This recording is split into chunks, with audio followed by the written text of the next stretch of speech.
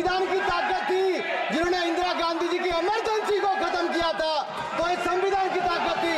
और ये आपके इसके अंदर लिखा है, राहुल जी जो आप लेकर घूमते हो, कभी खोल के पढ़ो तो सही, कभी पढ़ा भी नहीं आपने। माननीय अध्यक्ष जी, पिछली बार भी जब चर्चा हुई तब भी मैंने कहा था कि कुछ लोग संविधान तो हाथ में लेके घूमते हैं, लेकिन ये नहीं बता पाए कि उसके पन्ने तक कितने हैं, क्योंकि उन्होंने कभी खोला ही नहीं। आज मैं क्योंकि ये संविधान जो राहुल जी सब तरफ दिखाते हैं सर, शायद उन्होंने इसके 2 पन्ने भी खोलकर नहीं देखे। अगर आप इसका प्रीफेस देखेंगे, प्रीफेस किसने लिखा है सर? सुप्रीम कोर्ट के वरिष्ठ अधिवक्ता गोपाल शंकर नारायण जी, उन्होंने लिखते हैं, our constitution was crafted by the finest and most emancipated minds of the time and thankfully not directed by the confused Nehruvian social policy that guided success governments। वो इनकी नेहरू जी की विचारधारा पर सवाल खड़ा करते हैं। और उन्होंने लिखा है कि giants like B.R. Ambedkar, B.N. Rau, Sardar Patel, K.M. Munshi Alladi debate provisions to protect the basic freedom. उन्होंने श्रेय दिया है तो अम्बेडकर जी को, सरदार पटेल और आगे। सर इसके अगले पन्ने पे क्या लिखते हैं गोपाल शंकर नारायण, और ये इन्हीं का ही है सर, मैं नहीं की पढ़ रहा हूँ, जो इन्होंने हाउस में दिखाया। इसमें लिखा है, were it not for the strength of the document, Indira Gandhi would have been compelled to end the darkest episode in independent India by ending the emergency. यानी कि संविधान की ताकत थी, जिन्होंने इंदिरा गांधी जी की इमरजेंसी को खत्म किया था, तो इस संविधान की ताकत थी। और ये आपके इसके अंदर लिखा है, राहुल जी जो आप लेकर घूमते हो, कभी खोल के पढ़ो तो सही, कभी पढ़ा भी नहीं आपने।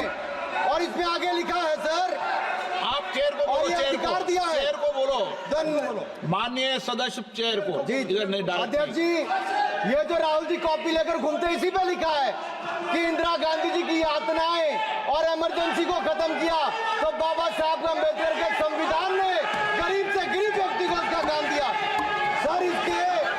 सर आप इसके प्रीफेस पे जाइए, सर आप इसके प्रीफेस के बाद फॉरवर्ड जो लिखा सर, ये भी सुप्रीम कोर्ट के बहुत बड़े वकील है, उन्होंने क्या लिखते हैं सर, कि जब संविधान बना उसके बाद सर, देश आजाद होने के बाद पहले दिन से ही लेजिस्लेटिव और हमारी ब्यूरोक्रेसी सर, हमारी दोनों ने ही जुडिशरी के साथ सींग फंसा के रखे, जुडिशरी को नीचे दिखाने की बात की। सर ये मैं नहीं कह रहा, ये वही किताब कह रही है जो राहुल गांधी हाथ में लेकर घूम रहे हैं। सर मैं पढ़ के सुनाता हूँ, from the earliest years itself the legislative wing and the executive wing of the state on the one hand confronted the judicial wing on the other with the accusation that they had vastly approached upon the powers not given to them but given to the executive.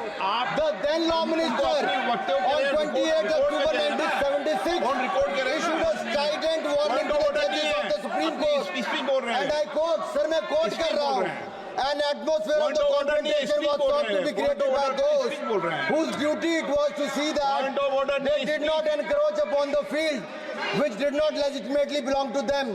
Nothing should be left undone now to ensure that such a situation did not recur. If even after the amendments confrontation continues, then I think it will be a bad day for the judiciary. ये कौन कह रहा है? उस समय के law minister कह रहे हैं। और क्या कहते हैं sir again? We are trying to save them from the temptation to intrude into the powers which do not belong to them. What we are doing today is not to save the people from the judges. ये कह रहे हैं, we are trying not to save the people from the judges, but really enabling the judges to save them from themselves.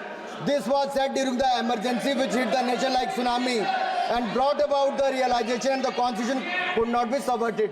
Sir अगर ये संविधान जो बाबा साहब अम्बेडकर ने दिया उसी ने देश को बचाया, राहुल जी कभी इसको पढ़कर देखिए, गांधी परिवार और कांग्रेस पार्टी का पूरा कारनामे इसके अंदर लिखेंगे, कैसे आपने धज्जियां उड़ाई। एक तो एक, दूसरा ये जो कहते हैं बीजेपी के लोगों को सर ये मनगढ़ंत आरोप, सर ये अंगूठा काटने की बात करते हैं, इनके राज में सिखों के गले काटे गए, सिखों के कत्लेआम किया गया, सिखों के बाद दंगे सबसे ज्यादा हुए तो कांग्रेस के समय हुए, और आपको देश से माफी मांगनी है। अगर आज भी नहीं मांगेंगे तो संविधान जितना मर्जी जेब में डालिए, आप संविधान को जेब में लेकर घूमते सर, इन्होंने संविधान को तार-तार करने का काम किया है, इनको देश से माफी मांगनी चाहिए।